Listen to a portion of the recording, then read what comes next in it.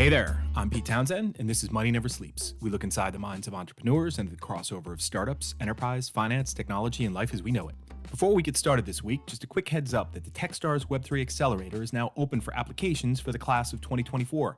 Jump on over to techstars.com/accelerators/web3 to apply. In this episode, I'm joined by my second guest co-host in the post-Owen era, Alejandro Gutierrez. Alejandro is the CEO of Defactor Labs. Defactor Labs provides all the required technological and financial tools for traditional companies to tap into alternative sources of financing using tokenized real-world assets as collateral. I'll link all of Alejandro's details in the show notes so you can get in touch with him. In this Money Talk segment, Alejandro and I riff on the SEC cracking down on NFTs as a fundraising tool by looking at the Mila Kunis-backed Stoner Cats project and that of LA-based media company Impact Theory. We also step through the story of Visa integrating the Solana blockchain for USDC settlements, Mark Cuban getting hacked, Citi's new token service, and we close it out with a riff on hype cycles through Web3, superconductors, and AI. All right here on Money Never Sleeps. Alejandro Gutierrez, awesome to have you on the show. Thank you for joining as our second guest co-host after the departure of Owen Fitzgerald. I know you might have seen him on Thursday night in Dublin. Did you? That's correct. I saw him on the FinTech Awards night. And thank you very much, Pete, for having me here. It's fantastic. I've been following the show for some time now, and big shoes to fill in, not just Owen, but last week episode as well. Yeah, no, that was Laura Walsh. Laura Walsh that was on. Jesus Christ. But yeah, as we would say for Owen, because Laura said the same thing, and Zapatos Grandes, you know, big shoes to fill. Yeah. But no, and then Owen unfortunately lost out on his award night ceremony to Mai Santa Maria. Like I said last week, I can't pick between the two in terms of who I would want to win that award, but I'm glad it was the two of them were down to the top two. But Mai did win for the best, public servant of the year. That's correct. Yeah, so congratulations to Mai. You're going to be losing against someone. I think Mai is a good person to be losing against. Yeah, so definitely. And then Defactor, you are obviously CEO of Defactor Labs, and Defactor won an award for the night, right? That's correct. Yeah, we actually were awarded, or we were nominated for 3 awards, and we took home the best crypto blockchain or digital asset practice of the year.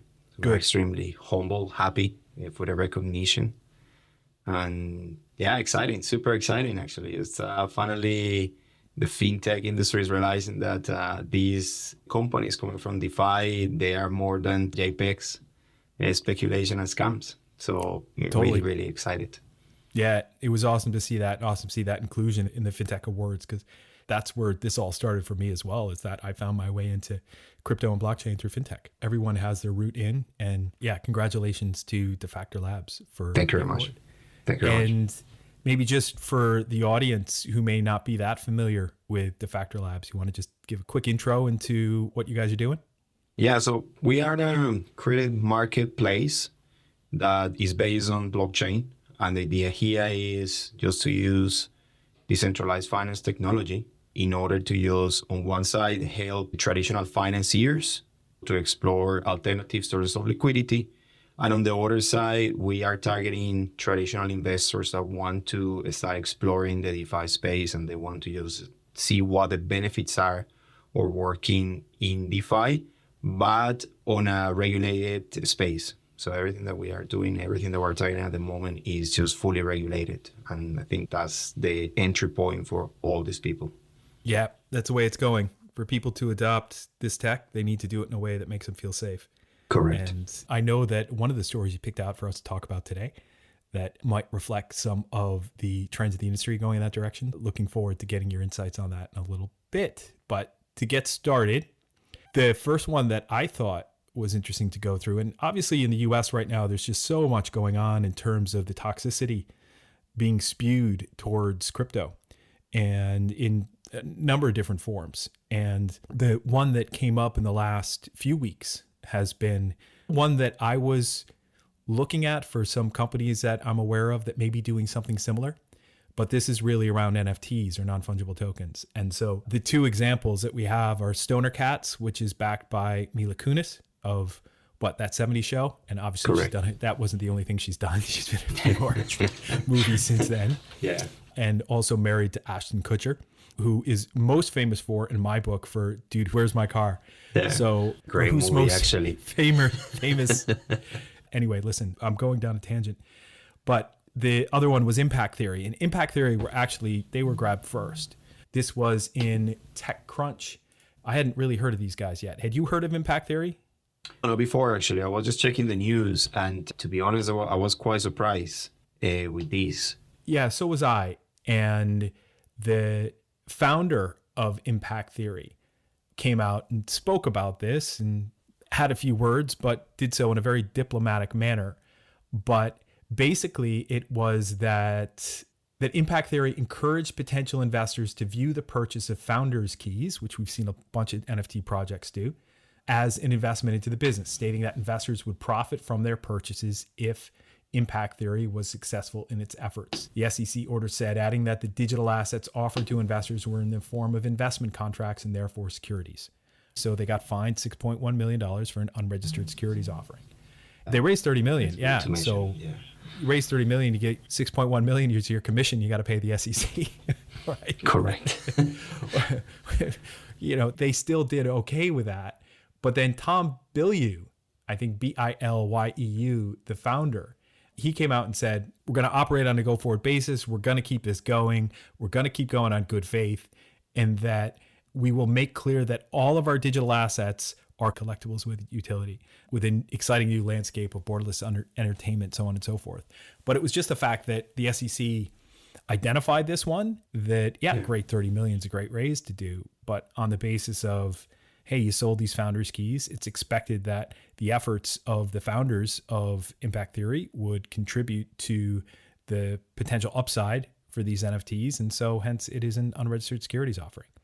Correct. Look, I think on that one, I think this one is a bit more clear than the other project, the one from Mila Kunis, right? Because these guys clearly were stating that, look, if everything goes well, you're going to just get some profit out of it. And that in a way is the definition of a security.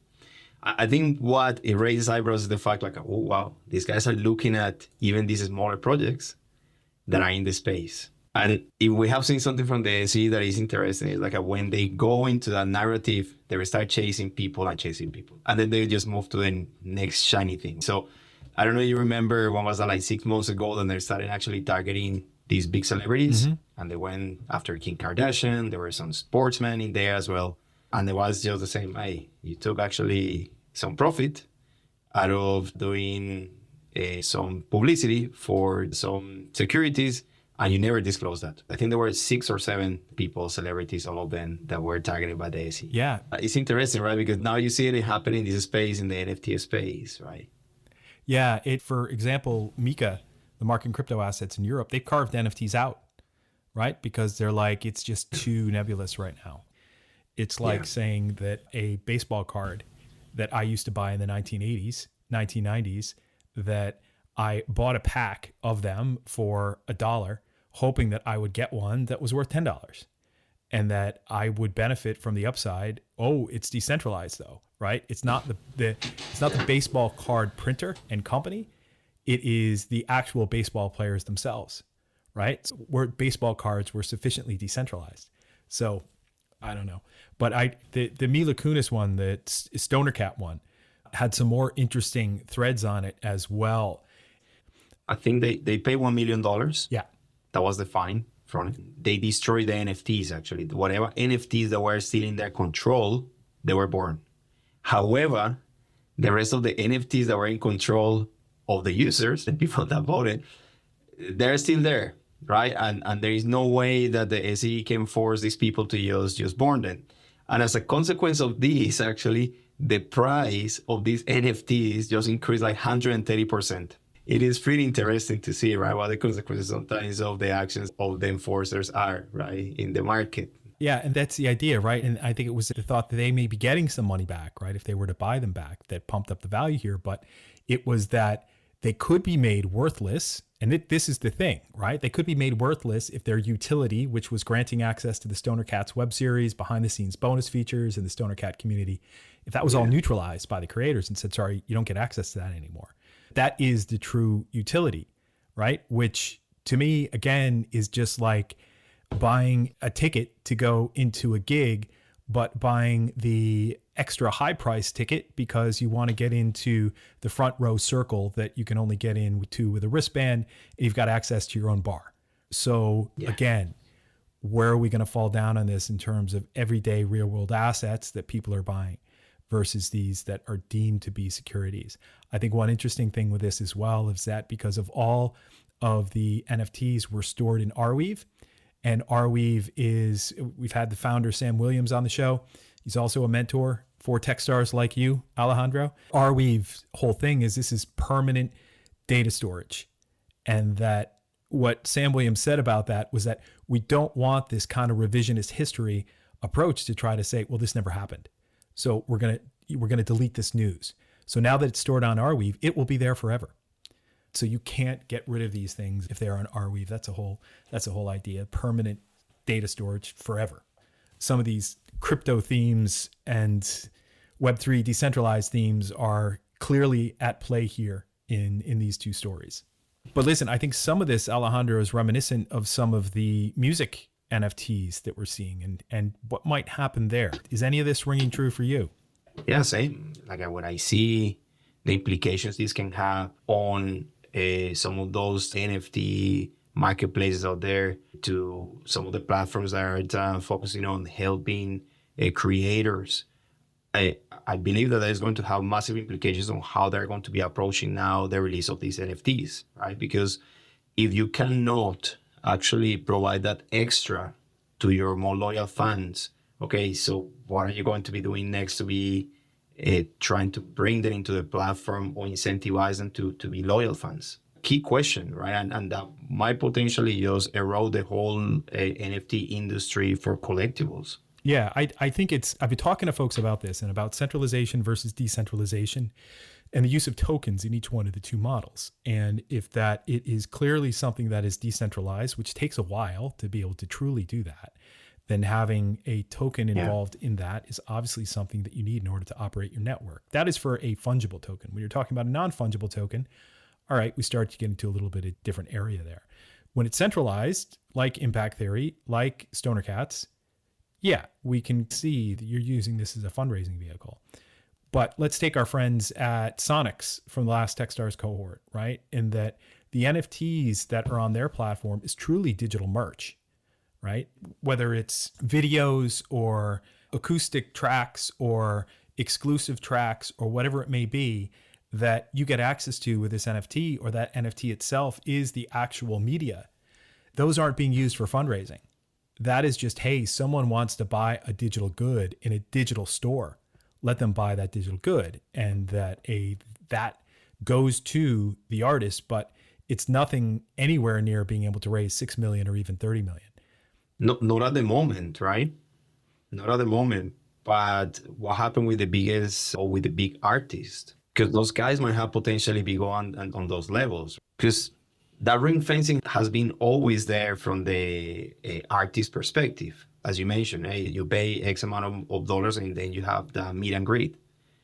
And not in Europe, because in Europe, after the regulation, you cannot realistically just sell the tickets that you bought on a profit on platforms. But in America, you can just get one of those tickets and straight away just buy it on 3-5 times the price that you paid for it. It depends on who's getting the upside, right? So exactly. And does a portion of that go back to the original band? Like if you just take a 20,000 seat arena, right?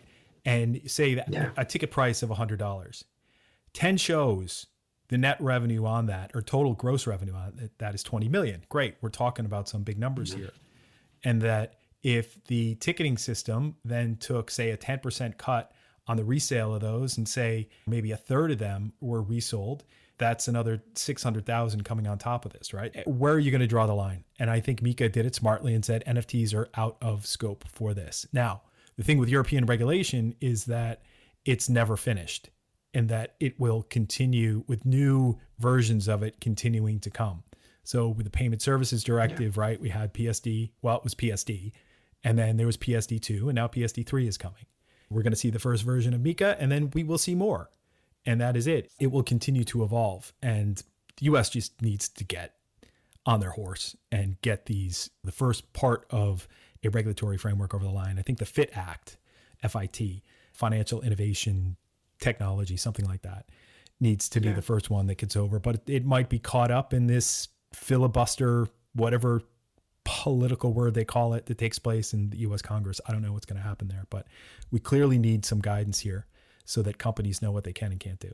Correct. And I think the big problem is the longer you are waiting to actually take action from the regulatory perspective, the harder it's going to get, because the speed at which all the blockchain development, all the applications attached to blockchain are developing, is going to be really difficult in 3 years' time to just actually create something that is comprehensive to cover everything. Yeah. It's like the regulation is becoming like textbooks. You can't write textbooks fast enough these days. There's no point in writing a textbook. You just look at Twitter. Well, maybe not Twitter. You're going to follow the development of, at GitHub to be able to see how fast technology is moving. So sorry, class, here's your class notes. Just go check out GitHub on this specific topic. There you go. We're done. On that note, I mentioned the Payment Services Directive a couple of minutes ago. But the next one that I wanted to take a look at, Alejandro, was this announcement that Visa and Solana and USDC, alongside WorldPay and Nuvei, are working together in order to enable USDC settlements on the Solana blockchain. So for those that may not be that familiar, USDC is a stablecoin that is issued by Circle, one of the biggest players out there. I think it's second in market cap, somewhere close to 30 billion. And I think Tether's up around 50, 60 billion in terms of being the other big stablecoin out there. And Solana is one of the major blockchain protocols, and that it is known as the fast blockchain, right? Or that it's known for its speed in terms of settlement. So, for example, a Bitcoin block takes 10 minutes to round itself out, and that all transactions are final. I think Ethereum is somewhere around 12, 13 seconds, and that Solana is less than a second or something like that. And so what they've effectively done is they said they're creating this ability for USDC, this stablecoin, to move through the Visa network and settle on the Solana blockchain. Yeah. USDC is available on Ethereum. It's available on Solana. It's available on a bunch of other blockchain protocols as well. So many. I think there are 10 right now, 10 different networks that they're Absolutely. Right now. I think this, to me, is still an experiment. Right? I got very familiar with the whole credit card framework and how Visa and merchant acquirers and issuers all work together to basically move the $14.99 you paid for your Netflix subscription within 2 days. Okay. And that settles to Netflix in 2 days after it actually hits your card. And that is just ridiculous that it actually takes that long. Yeah. But there's so much float in the system. And that is how all the different players here make a living and they get their cut, right? Because there's 3% fee for MasterCard and Visa for using those channels, and that they then parse that out to those that help to move the money through the channel. So with USDC on Solana, that 2-day transaction for Netflix to get their money, they could have that in 0.4 seconds if they chose to. So I think it's going to take until, again, this has just been an experiment. I think the key quote was Lex Sokolin, and shout out to Lex. I did his podcast last week. That was a great chat I had with him. And I'll just say to everybody that he is fantastic at editing, because there was a lot of tangents I went down on that episode with him, but he's incredibly good. What was most impressive was the show notes that he did, and he interspersed pictures of our conversation. I worked for BNP Paribas in Dublin from 2006 to 2015. He put a picture of the building into the show notes of BNP Paribas in Dublin. Oh, wow. And had references to Ned Johnson at Fidelity and all this other stuff we talked about, and metaverse hype cycles and all these other things. Anyway, listen, back to the point. Lex Sokolin said, if you had the choice of underwriting payment settlement risk with a 2-day time lag or with a 12-second settlement time, or even a half of a second, which would you choose? What would you want to do?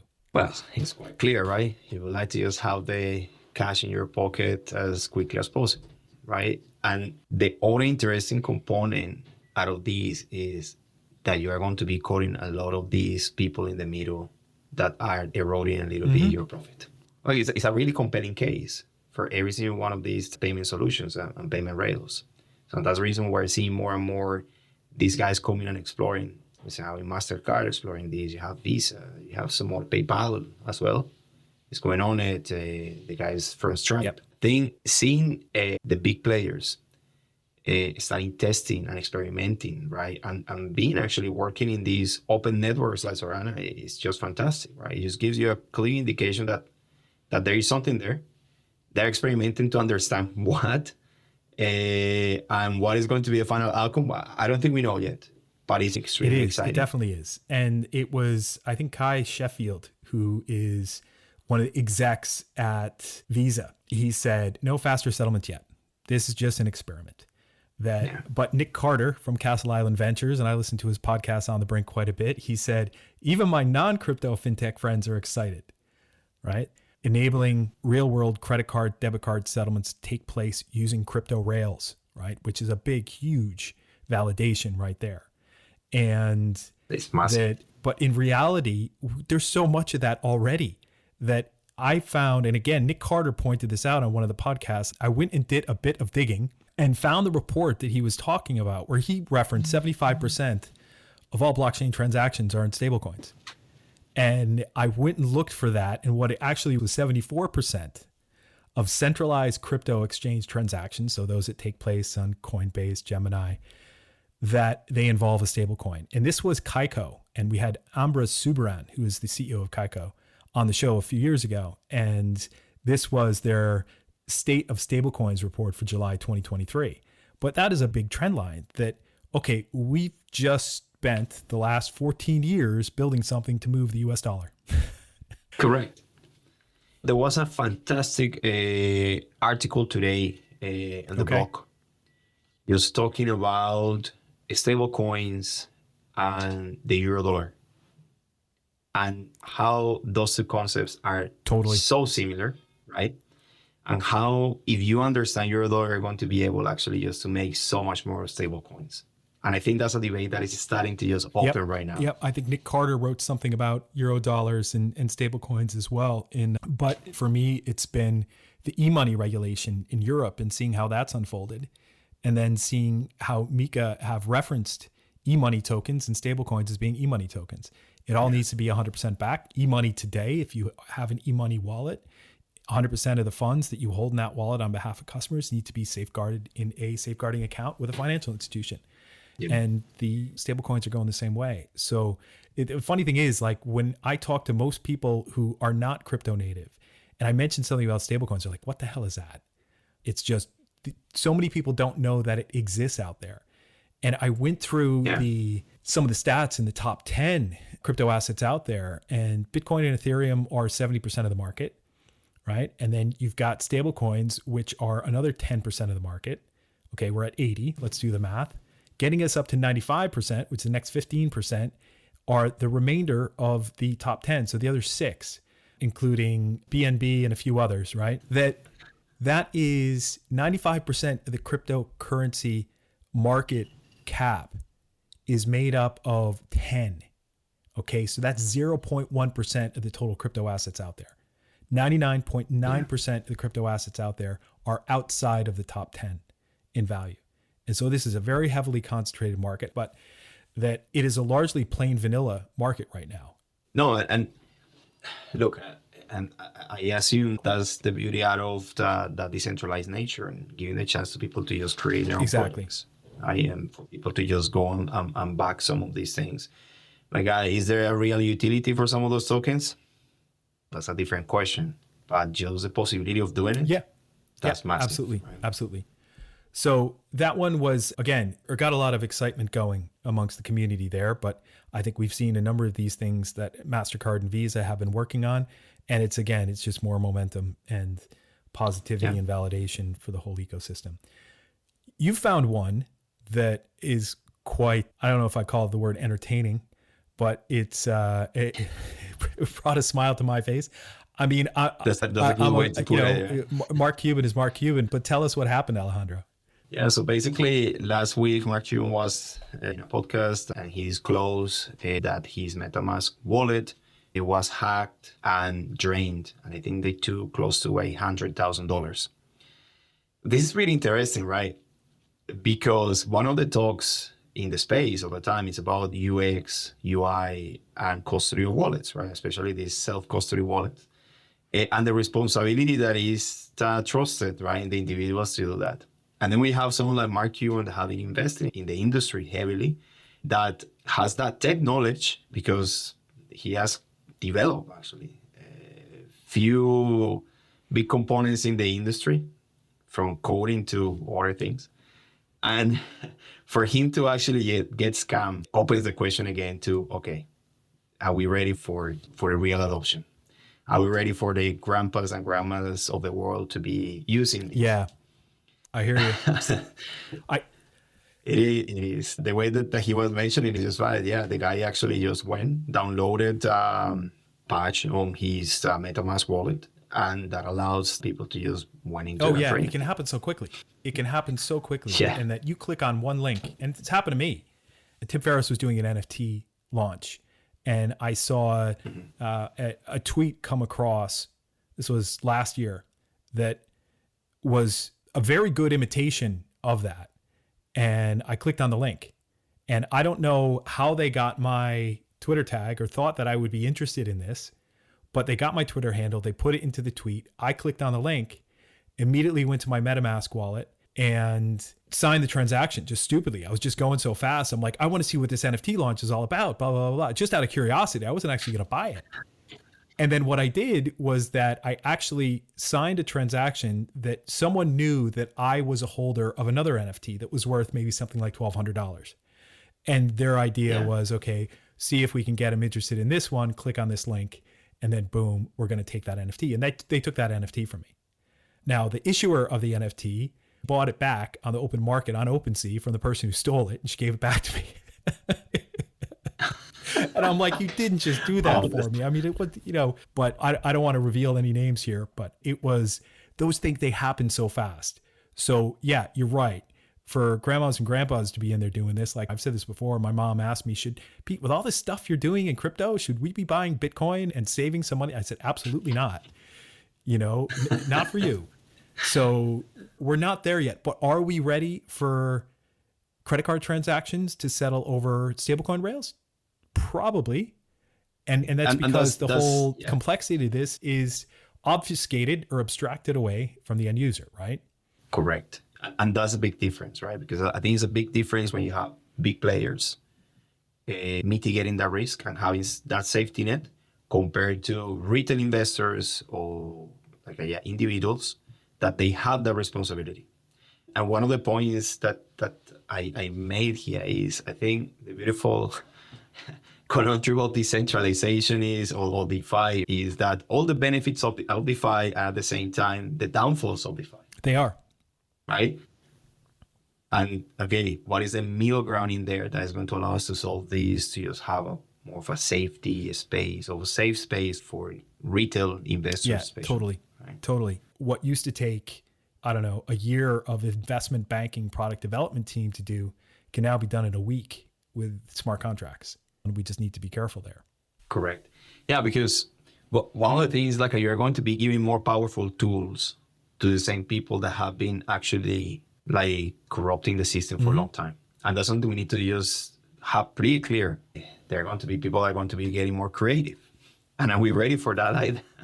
Well, and what's her name? She won an award versus my Santa Maria once. I know exactly who you're talking about. Tina Baker Taylor is head of policy at Circle. And she said something like, listen, we overuse this analogy back to the .com era way too much in terms of the market impact and volatility and bubbles and all that. But reality is, if you look inside and you see the unscrupulous nature of some of the individuals that were involved in the .com era, and people just throwing anything up against the wall to see if it would stick, and raising a ton of money, and then everybody losing their shirt. It's like in areas of rapidly advancing new technology, you're going to see tons of speculators. Okay. And That is just the way that things happen. And as we move through each cycle of this, we'll hopefully see less and less of it. Again, I digress. One more story that I know you wanted to talk to today, Alejandro. And this one I know is nearer and dearer to your DeFi heart, in that Citi has a new token service. And I was thinking of, when you mentioned that to me, asking Dave Cunningham what his insights were on this, and we'll see if he does have any. But I'll do that after the fact.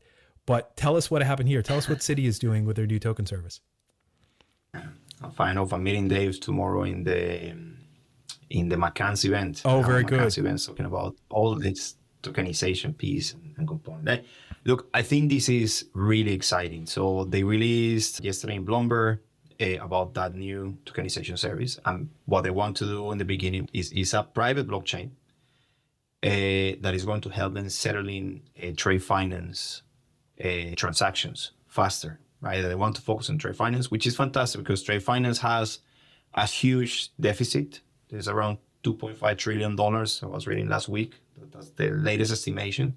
So it has grown from 1.3 to 2.5.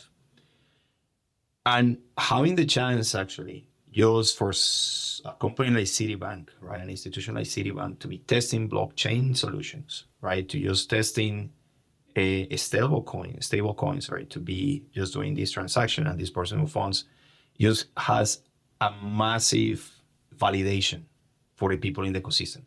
There's another component really interesting in that press release, and they are mentioning there that they want to start working actually with some other actors in the ecosystem. And what I can get from that, I assume, is smaller companies, people to test that, because at the end of the day, it doesn't make any sense that they're creating these just for themselves. It has been proven again and again that when you have these closed test cases, they end up dying pretty soon. And we saw that, remember, with Marco Polo and the likes that were trying to do actually some conglomerates in the banking space for trade finance. All of them basically disappear. And the reason is because it's like the Billy No Mates football on a string, right? And that you can have some little bit of fun kicking it back and forth yourself for a while, but the fun lasts about 10 minutes.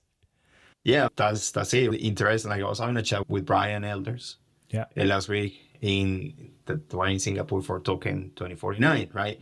And one of the questions when they were catching up with all the investors and big institutions is, okay, what do you want to do? Brian Elders' answer was really interesting. Say, well, instead of putting money in your own products, why you don't put money on some products that are outside from the startups that you can actually support? And that will change completely the whole dynamic. And everybody's like, okay, fair enough. So it's a good point, right? And they were mentioning a really particular business case that is on fueling, like all the bunker, that is actually the fuel that big ocean carriers use. But this can actually extrapolate to like commerce, like a international commerce and more traditional letters of credit for export or import of goods.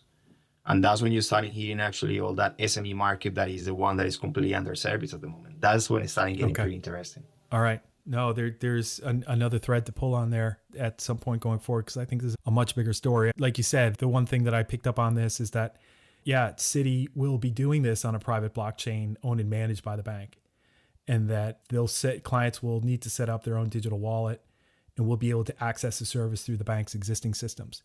So while that may sound like they're doing something, while this is just a tiny little experiment internally, the fact that they are leveraging a blockchain to do this means that, and I've seen this, how the inside of banks work. When you're trying to move exposure from one part of the bank to the next part of the bank, that can take a day to move, never mind seconds to move. That can take a day to move exposure around.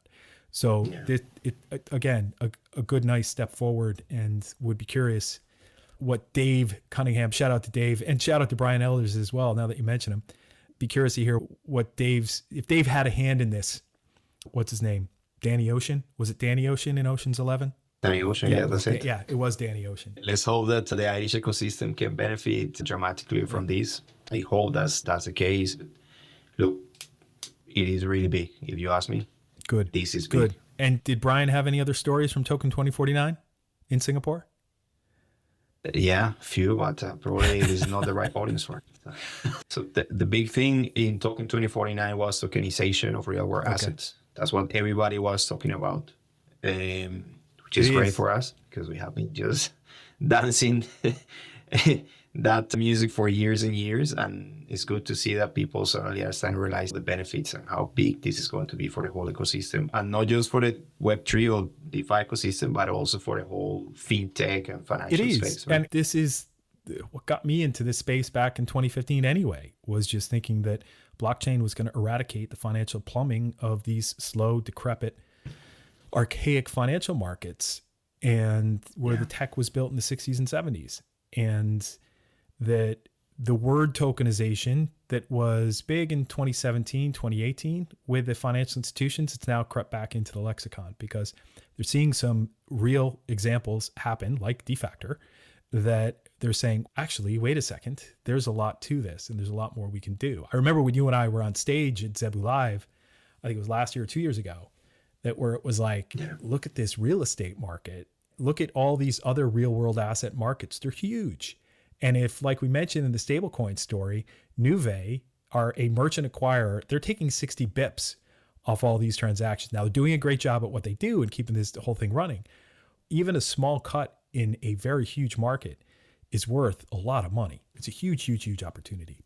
So we're talking here about trillions and trillions of dollars, right? Because, I think opportunities. I think, because when we're talking about all these new technology, I always say, look, I hope this is not just ended up being a way for big players to optimize whatever they have without having the chance to just provide new services and give opportunities to the people around there that need this realistically. Because in that sense, the ethos of the whole blockchain space would have failed. And what's interesting is the interplay with AI, of course. And that AI hype cycle has already left, at least the VC to startup investing community, where it's okay, pivot to AI, don't pivot to AI, because the VC have already moved on, because they all realize that the big players have already nailed this. So Meta, Google, OpenAI being Microsoft backed and everything, that if you look at the financial markets, to have the big players nail blockchain, absolutely not. It's all a whole new world. There's some connection there and some big opportunity there, that if you're going to get exposure to AI, you just go invest in Microsoft. You got to invest in Meta. You got to invest in Google. If you want to get exposure to this big opportunity, you need to be getting some money in through venture capital to the leading early stage startups. That's my 2 cents. And this is fantastic, right? Because I was having a chat a month ago, probably, with someone about this. And what I said, look, it's really interesting just to see all these people that were just preaching and just telling the news about Web3 for a long time. And now you're seeing them jumping into the AI boat because the VCs were doing that. So the VCs just jumped like out of the blue and said, okay, everybody just AI, and they're starting investing heavily in AI. They put in a way Web3 on the side. And it's fantastic because what you're saying, now they're realizing like, oh, wait a second. I think we jumped the gun here too quickly. And there's a lot happening in that space. Maybe it's good to actually just come back. And it was the same thing. They moved from Web3 to AI to superconductors, and they realized superconductors weren't going to be a thing. So they moved back to AI and then realized that all the big players have it nailed. So it's just, okay, just don't invest. And some of the startups that we work with would hate to hear this, but don't just invest, Mrs. VC or Mr. VC, on the basis of, oh, so-and-so says this sector's hot. Right. And now some of them may roll over in their graves or roll over in their whatevers, in their Patagonia vests when they hear me say this. And what the hell am I wearing? I'm wearing a Patagonia top. Okay. So, but it's, you got to invest based upon fundamentals. The early stage for me is all about team. It's all about the founder. Are they solving a big problem in a big market? Can they demonstrate that people actually want through showing some traction? Can they prove that this is a technology that they can work with and they've actually made some progress with their product? Yeah. I think it's that conviction, right? It's that conviction that they are not going to be jumping into the next shiny thing in 3 months' time because there's something that can bring more opportunity. I know. All right. Well, listen, Alejandro, we're going to wrap it there for today. This has been awesome. We got into some material I didn't think we were going to get into. So thank you. And this reminds me of that first walk we had back in Dunleary a couple years ago when you and I first chatted. And thanks to Brian Elders again for the intro there. But looking forward to doing this again sometime soon. Yeah, Pete. No, it was fantastic. So thank you very much for the invite. Thank you. That does it for this week, folks. You can learn more about the stories we covered in the show notes on our website, moneyneversleeps.ie. Thanks to Alejandro Gutierrez for all the insights he shared in co-hosting this episode with me. If you like what you heard, please leave us a rating and or review on Apple Podcasts or Spotify, as it helps others to find the show. Also, thanks to Conan Brophy from Create Sound for mixing and editing this episode. Conan is an excellent media man to get in touch with when you're thinking about launching your own podcast. As for me, I'm an early stage startup investor focused on where fintech meets crypto and crypto meets Web3, and I lead the Techstars Web3 Accelerator. There are plenty of links in the show notes on moneyneversleeps.ie on how to get in touch with us, so don't hesitate to reach out. Finally, till next time, thanks for listening. See ya!